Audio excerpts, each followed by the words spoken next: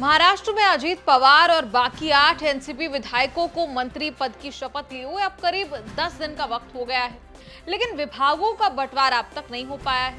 कहा जा रहा है कि अजीत पवार की एंट्री से शिंदे गुट के विधायकों में बेचैनी बढ़ गई है।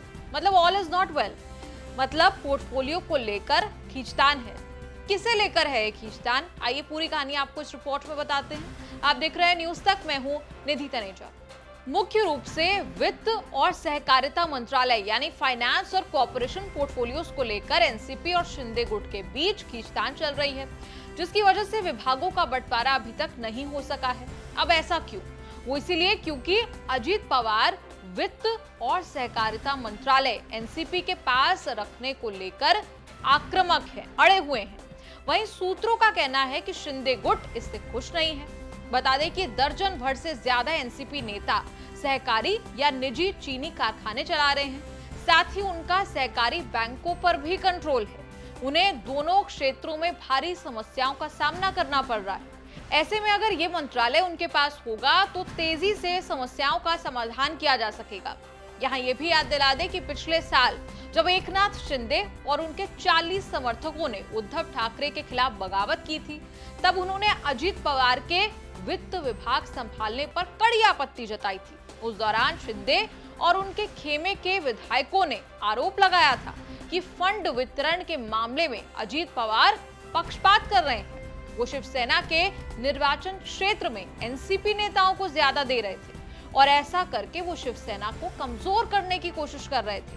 एक बैठक के दौरान तब विपक्षी नेता देवेंद्र फडणवीस ने बताया था कि एनसीपी के मंत्रियों को बड़े पैमाने पर फंड मिला है। राज्य का कुल बजट 5,48,777 करोड़ था।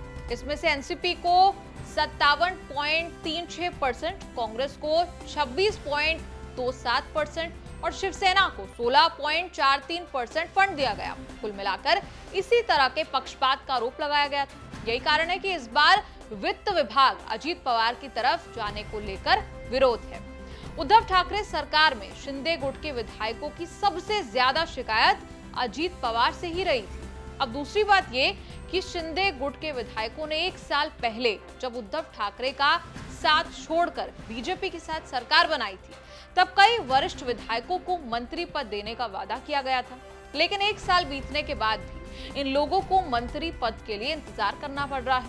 वहीं दूसरी ओर अजीत पवार बीते 2 जुलाई को अपने 9 विधायकों के साथ मंत्री पद की शपथ ले चुके हैं। उधर शिंदे गुट की शिवसेना के विधायकों का दावा है कि 17 जुलाई से शुरू होने वाले मॉनसून सत्र से पहले शिंदे मंत्रिमंडल का विस्तार हो जाएगा। अब तक मंत्रिमंडल विस्तार को लेकर कई बैठकें हो चुकी, लेकिन एकनाथ शिंदे, अजीत पवार और देवेंद्र फडणवीस के बीच आपसी सहमति नहीं बन सकी है। बीबीसी के मुताबिक राजनीतिक गलियारों में इस बात की भी चर्चा है कि बीजेपी शिंदे के कुछ मौजूदा मंत्रियों के काम से संतुष्ट नहीं है। इसके चलते शंभुराज देसाई, संजय राठौड़, अब्दुल सत्तार और कई मंत्रियों के विभाग बदलने की उम्मीद है। कुछ मंत्रियों ने हाल ही में इस संबंध में मुख्यमंत्री एकनाथ शिंदे से मुलाकात भी की थी। वहीं महाराष्ट्र विधानसभा की अगर बात कर लें तो 288 सीटों के मुताबिक महाराष्ट्र सरकार में मैक्सिमम 43 सदस्यों का मंत्रिमंडल हो सकता है और अभी बीजेपी के पास 10 और शिंदे के शिवसेना के पास 10 विधायक हैं। उधर अजीत पवार की एनसीपी के पास 9 मंत्री पद हैं। इसके चलते अब सिर्फ 14 मंत्री पद बचे हैं और इस संभावना से भी इनकार नहीं किया जा सकता कि बीजेपी कुछ मंत्री पद खाली रख ले।